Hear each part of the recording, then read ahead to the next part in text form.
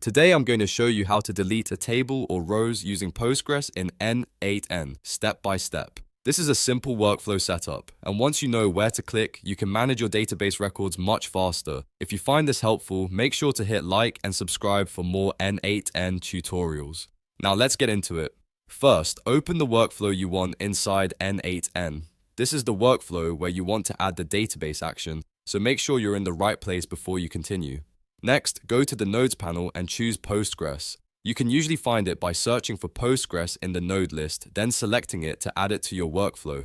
Once the Postgres node is added, choose Delete Table or Rows. This is the option you need when you want to remove a table completely or delete specific rows from a table. After that, click Credentials and add your credential details. Enter the database connection information for your Postgres account so n8n can access your database securely. Once the credentials are in place, configure what you want to delete. Be careful here and make sure the table name, row conditions, or deletion settings are exactly what you want before running the workflow. This is the point where you define whether you're deleting a full table or only matching rows. Double check your setup because once the workflow runs, the selected data will be removed from your database. And that's it.